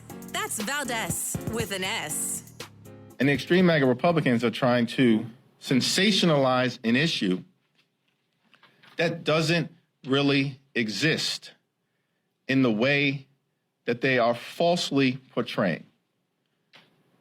If this is about elite sports competition, let's allow the relevant organizations involved in elite sports competition to do what they do and to set the framework and the boundaries and the rules of engagement. And you know what? Many of them already have. So that is House Minority Leader Hakeem Jeffries saying there is no problem of men taking over women's sports. Tell that to the United States House of Representatives that passed a bill today called the Save Women's Sports Bill with 0 votes from Democrats who call it transgender bullying. But the bill protects women in women's sports from being overtaken by men who provide an unfair sex-based disadvantage, mainly for women, right? Because men, when it comes to athleticism, have a different biological structure, which gives them an advantage. And, I mean, I don't understand why we even have to make this distinction. To me, it's very, very clear. But this is where we are today, and that was the news that came about and the reaction from the Democrats who they'll have it their way. You know, everybody is the same. There is no gender. Everybody's gender fluid. I don't know that we could really get by in life like that, especially if you're going to have male sports and female sports and then all of a sudden put the males in the female sports. It just wouldn't work, right? But let's continue with your phone calls. Let's go to Robert in Charleston on WTMA. Go right ahead. Thank you very much, Rich. I just wanted to say also, with regard to what you were saying before, with regard to proteins and amino acids and mixing them such that you don't suffer from an imbalance, like maybe eating too much tofu and getting too much of the content of the soy product. Oh, yes. The problem is that you just don't want to overdo it with a certain thing. And the mix and match is the most important thing, especially if you're going to be a vegetarian, because meat, you don't have that same kind of a problem, or fish and that kind of, and mixing those kinds of things, because their amino acid ratios are much, much closer to ours. But the vegetable that's the closest amino acid ratio to ourselves is mushrooms. But of course, you can't live on just mushrooms because they're still very distantly, the plants are more distantly related to us than the meats are. And therefore, you have to mix and match them. But if you do that, that's really the best way to go, because of the fact that, as I mentioned earlier in one of my other previous phone calls, is that if you eat just meat or a lot of meat all the time, you're going to suffer from acidosis. And most Americans actually are suffering, but they don't even realize it. In Europe, they do realize it. They realized that about 25 years ago. And today, if you walk into when I left Germany 18 years ago, if you walked into a pharmacy in Germany, they're stacked full with something called Basica in order to balance your pH. That's one of the things that's very important. In Germany, it's your performance that counts, not how long you can sit at your desk before your head collapses onto the bladder. That's not how that works in Germany. They don't care if you sit on a beach in the Azores with your laptop and operate a chemical plant. That's fine as long as the chemicals get in the right places at the right time and the finished product is world class. They don't care how you do it as long as you do it, and that's the difference. And there are a lot of other things, that you have to consider. Let me ask you this: what is your opinion, whether here or in Germany, of women being pushed out of their sports by men who identify as women? If it were me and I were a woman, I would take on the challenge. I'd say, any guy who wants to try to beat me, try it, Buster Brown. I'll beat you off the track, and little by little, day and night. I mean, I do sets and sets and sets and more sets, and sets and sets and sets and more sets, and taking the proper vitamins and minerals, and making sure I get the right proteins. And I would beat them 100%. Ganz klar, as they say in German. All right. Thank you, Robert. I appreciate it. That is an interesting take, although just as we've seen with swimming and other competitions, it just sometimes isn't possible because they just don't have the physiological superiority that their biological male counterparts have. And that's where I think it becomes very unfair. But thank you. And yeah, you got to give it the old college try and stand up to the bullies. I agree. Anyway, let us continue with this story on the saving women's sports. Excuse me.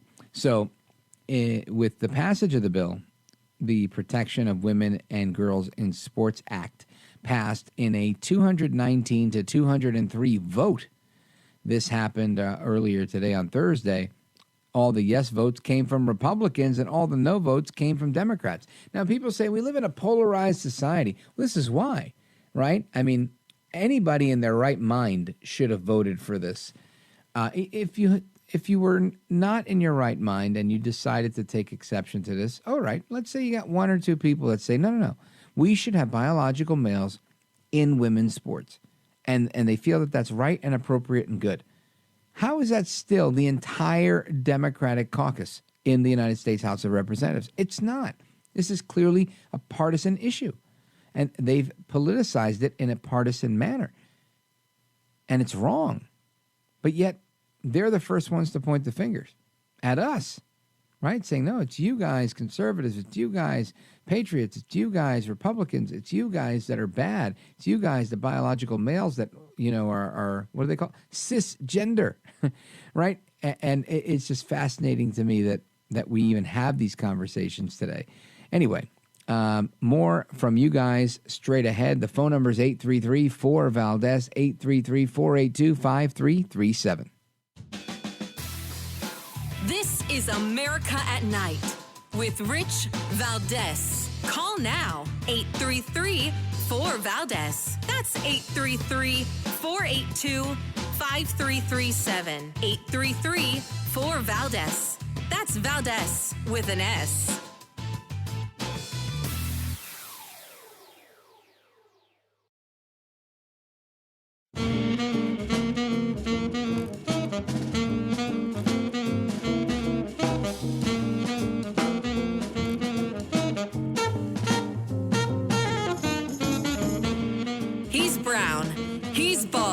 And he's breaking it down. It's America Night with Rich Valdez. Call now, 833-4-VALDEZ. That's 833-482-5337. 833-4-VALDEZ. That's Valdez with an S. We're in a moment of both profound challenge and historic opportunity for U.S. transportation. On one hand, our transportation systems are still grappling with the consequences of the pandemic, climate change, and decades of disinvestment.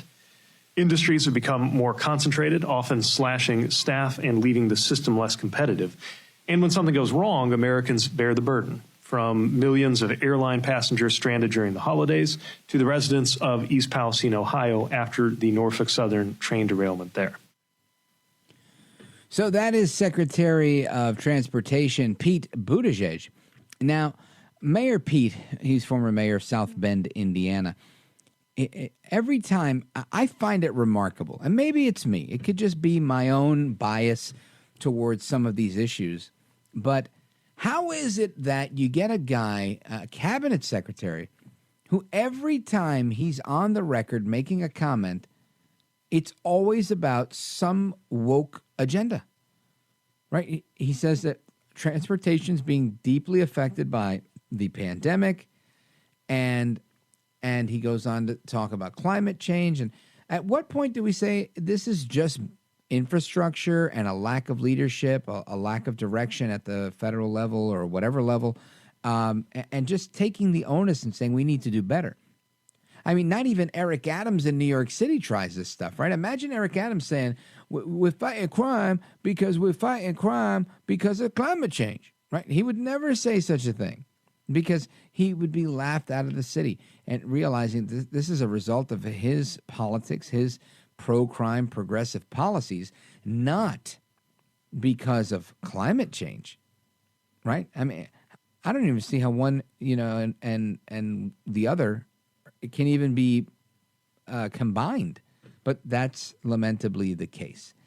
Anyway, what are we going to do? Let us hit the phones. Let's go to Dan in Pittsburgh, Pennsylvania. Busy night in KDKA. Welcome, Dan. You're on with Rich Valdez. Go right ahead. Well, I couldn't help overhearing your conversation about these transgender people in sports. Well, the Chinese have a unique solution to these transgender people. Over in China, if you want a sex change, they don't give you a sex change. they give you a full frontal lobotomy. The real problem with these people is not between their legs, it's between their ears. The only cure for them is a lobotomy. After the lobotomy, they won't even think about wanting a sex change. Wow, I don't know if that's ever going to happen in the United States. I don't even know if I could recommend that, but it's an interesting take. I mean, China's response to overpopulation, in their opinion, was to ration how many kids you could have and abort the girls so that they couldn't make more. I mean, it was just really a bad situation. So I would never look to China for an example of policy, and I know that you're doing that tongue-in-cheek, but a dangerous situation it is to engage in anything like that with China. But thank you, Dan. I appreciate it. That's an interesting point and a tough one, honestly, for us to grapple with, where we I don't think we're going to be able to be giving out lobotomies across the board, right? So we have to figure out how to coexist in many ways. Anyway, we will continue with this conversation and your calls and more momentarily. Let me give you the phone number, 833-482-5337. I also want to bring to your attention, there was this other story. Where did it go? Oh, yes. I want to let you know how one representative from Connecticut, when we come back, she talked about how female crash test dummies are going to fight gender inequality. Yep, I could barely mouth those words, but this is actually what she said at a hearing today, and I found that to be quite remarkable, quite funny. So don't go anywhere. Keep it locked right there. Don't move a muscle. And by the way, if you have a comment, you can make that comment on the social media platforms, anyone that you like, at Rich Valdez with an S. And I just want to remind you, if you missed any portion of our conversations tonight, and again, we talked about a number of things tonight, allergies and parenting and things that were a little bit off the beaten path, but I thought were important topics, check out the podcast of this program. You can go to richvaldezamericatnight.com. richvaldezamericatnight.com is the website, and you can listen live, you can listen to archived episodes, and you could just sign up for the podcast through your podcast provider as well. All of it is free, and it's all available on demand. I'll be right back. This is America at Night with Rich Valdez. Call now, 833-4VALDEZ. That's 833-482-5337. 833-4VALDEZ. That's Valdez with an S.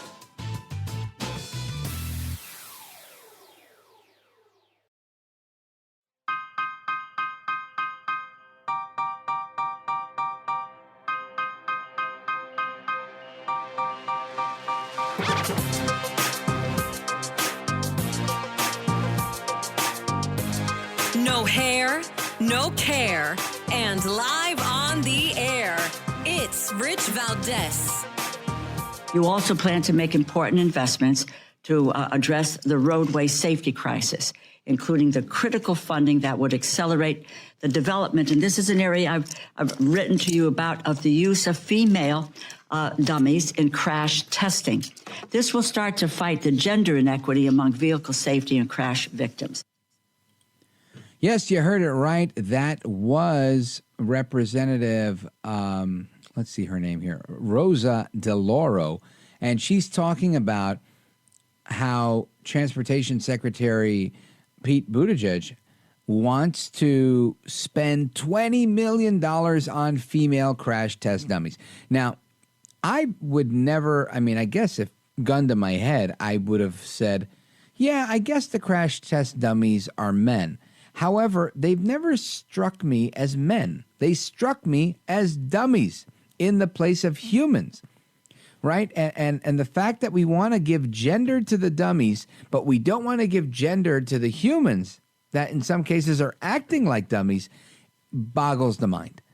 But this is exactly what's happening. Now, forget about inflation, the debt ceiling crisis. This is what Transportation Secretary Pete wants to do, is get $20 million from Congress so that they can develop female crash test dummies. Specifically, dummies representing small-sized adult females, according to the Department of Transportation's pitch for its cutting-edge safety and accessibility research initiatives. Fascinating, this whole thing. The project already has some support in Congress. Buttigieg appeared before a House Appropriations Subcommittee earlier today to discuss his budget and what he was asking. Representative Rosa DeLauro from Connecticut commended him for including the critical funding that would accelerate the development of the new female crash test dummies. And you heard the clip from her. This, to me, is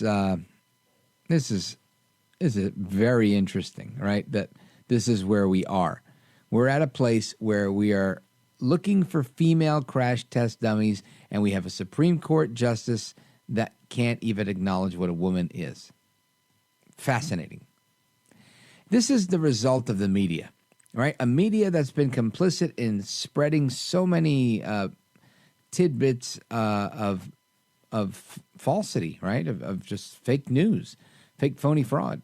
And that's why today, and I say this with all disdain and disrespect, take care, BuzzFeed News, right? Bye-bye to BuzzFeed. NBC News is reporting that BuzzFeed News is shutting down. They will no longer have a news service, and the move came in as the parent company, BuzzFeed Inc., is trying to cut costs. So they're done. Now, I say that the way I said it because they were responsible for the famous BuzzFeed article, right, with Russiagate and Crossfire Hurricane and so much of that the media used and sourced to make it seem like it was a real legitimate thing when it wasn't a real legitimate thing. They actually did that. And now they've had to shutter. So to them, I say, hasta la vista. Now, who knows if they're going to cash out some more money and get in with somebody else who's opening a new organization? Could be. I doubt they're going to go away forever. But BuzzFeed News is no more. Senator John Fetterman is promoting the legalization of marijuana earlier in the I think it might have been the bottom half of the first hour or the top of the second hour. We talked about how Pennsylvania has a proposal from a state representative where they're looking to allow marijuana in schools for kids that claim to need it. So that's interesting. And, of course, that was our marijuana story because today was 420. So I just think lots of crazy things. By the way, there was a story here that I'm trying to find, which is why I'm recapping what we talked about. Oh, I'm not going to find it. But anyway, $100 million worth of gold disappeared. Yep, $100 million worth of gold. Fascinating. And where do you think it went? I don't even know the answer. I'm trying to pull up the article to give it to you because I was looking at it and I thought, my goodness, I haven't heard of a big gold heist in a long time. So we might have to carry this one over till tomorrow. But just to give you an idea, this happened in Toronto. According to the Toronto Sun, organized crime gangs are suspected of stealing 3,600 pounds of gold worth $105 million from airline cargo earlier this week. Wow. So we'll get to that and a whole lot more. That $100 million worth of gold is no laughing matter. I wonder where they put that. Anyway, hasta la próxima. Until the next time, take care, good night, and God bless. I am Rich Valdez. Looking forward to doing this with you again tomorrow. Until then, keep it locked right here on this station because there's plenty more programming to come.